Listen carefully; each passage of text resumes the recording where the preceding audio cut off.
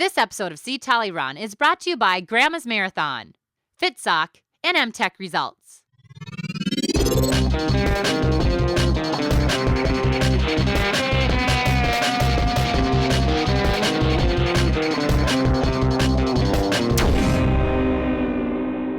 Hi, I'm Olympian Carrie Carlson, and today I'm interviewing Fox 9 news anchor Kelcey Carlson. So let's get after it. All right, Kelcey, I mean, you're one of those ladies out there that I really look up to. You kind of have it all. You're full-time anchor at Fox. You are running all the time. You have 3 beautiful babies. You and your husband seem to make it work out with different schedules. But we want to know a little bit about you first. Okay. Tell us how you got into the sport and how you got into this side of your work, because it's kind of one thing that I would always love to do. Well, you are doing it, first of all. Just running in general.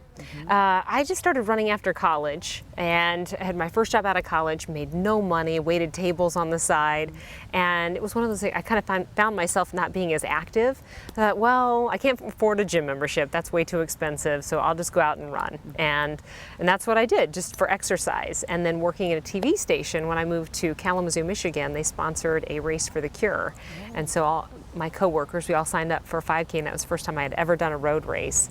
And I think it was twofold. Number one, I realized, oh, it's really fun to have a goal and to put that on the calendar, and it's fun to do a race. And then all of these races, especially when you look at running events, they support a charity. And to see those 20-year survivors hold up their hands as we're sitting there, you know, celebrating the event afterwards, it was really emotional. And so after that, it was kind of a fun thing to do with friends, but then also a great way to support a lot of charitable causes. And then somebody ran a marathon, and I thought, I'm one of those people, sometimes I think, oh, how hard can it be? And I just jump in with both feet before I really think about what I'm doing. And I signed up for the Detroit Marathon because I thought it'd be a great way to stay in shape for my wedding. And biggest mistake, I trained by myself. I didn't know what I was doing. At mile 18, I was walking and running and walking and running and walking and running. And I got through it. And then after that, I joined a group. And marathoning became a lot easier once I had a group to train with. And you've run very well over that distance. Just okay. 3:05 right here, right?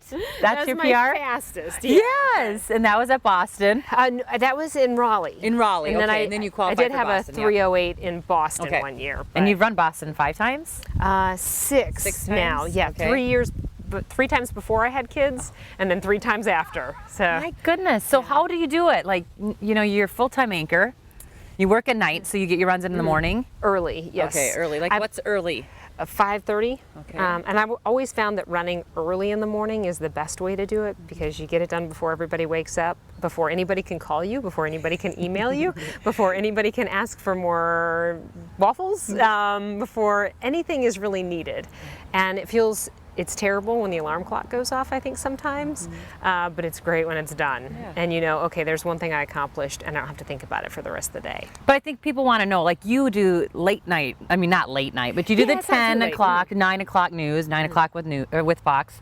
But I mean, you won't get home until, what, 11 o'clock at night? Yeah, but I get it. I go right to bed. So I'm do. in bed by 11:15. Okay. And it's not bad.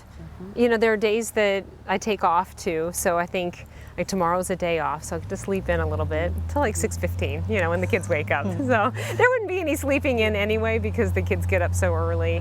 And, you know, you just catch up when you catch up. How does your husband deal with all of this? I mean, you know, running has to be a pretty big deal for you to be able to run this fast. I mean, it's a big deal in your life, but then you have 3 babies that have to come first. And you're saying, you know, he's got a full-time job, you have a full-time job. How do you guys make it work?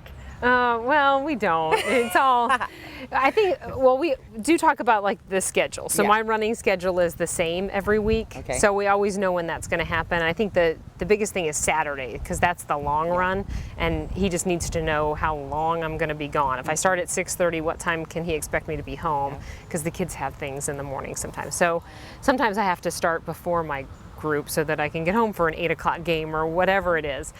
So he can count on me. I don't change it up much. I'm pretty predictable that way. And then I also think it's good to sign up for a race or a marathon and then have a couple months of just sort of downtime. So you know you're working out for a purpose, and then you also know you're going to give yourself a break for a couple of months before you ramp up again, And so that's how we do it. And then he works out sort of on alternate days. Okay. So that's how we kind of figure it out. And with me, I've always been a schedule person. It's a little bit rigid, and there's not a whole lot of spontaneity. But with kids, it's kind of hard to be spontaneous. That whole, like when we first got married, you guys probably remember that, getting up on a Saturday morning and having a nice leisurely breakfast with the newspaper and everything. Hey, you want to go work out today? Okay. Well, that doesn't happen anymore. No, it has to be carefully timed. Yeah. So 3 kids. 3 kids. Are you ready? Oh my gosh, I don't know if I can have it like you. Yes, but I know that it seems easier than it is, and you've obviously been telling us that it's not as easy as it seems. But if you could give me one piece of advice how to continue to get after it, because lately I've been kind of slacking. Like my time, that I spend working out isn't as long as it used to be, and I'm thinking, okay, well, it's better than nothing, but at the same time, I got to be able to still be really fit. So I have no advice because I'm trying to figure this out myself.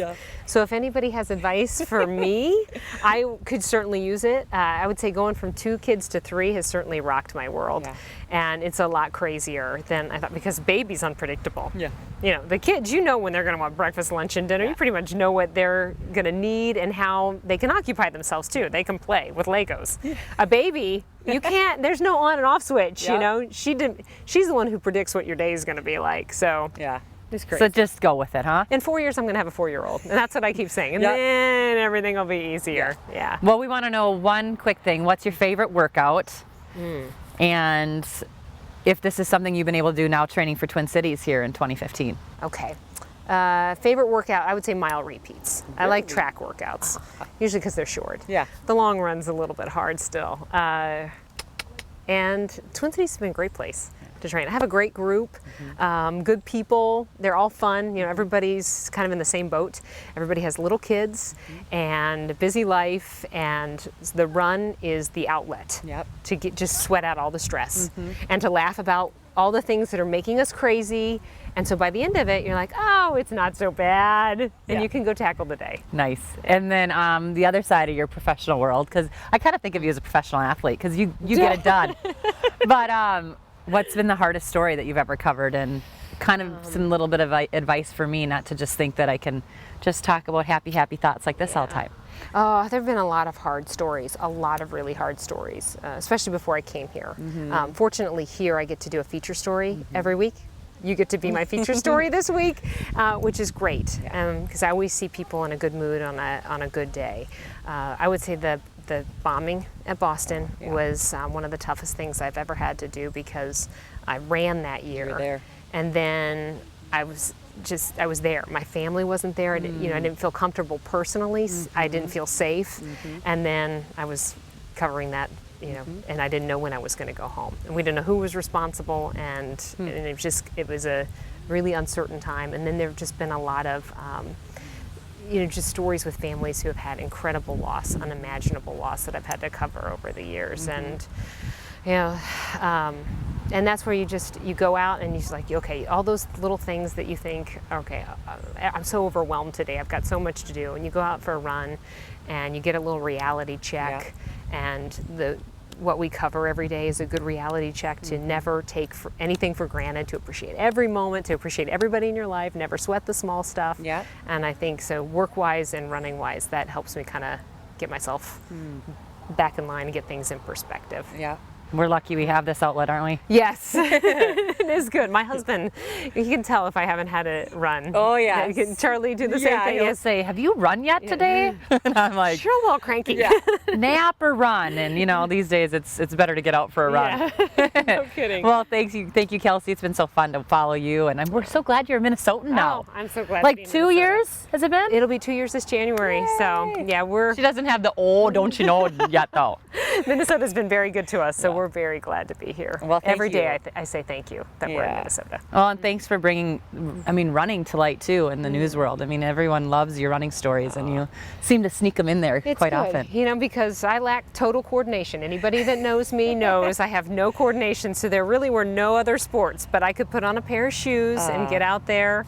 And like I said, I walked and ran my first marathon and barely made it across the finish line. And now you're gonna sneak under 3 hours one of these days. I think those days are over. I don't think so. Thank you so much. Thank you. Thanks for joining me for my interview with Kelcey Carlson. Get after it. If you like this video, subscribe to the Tolle Run YouTube channel by clicking right here.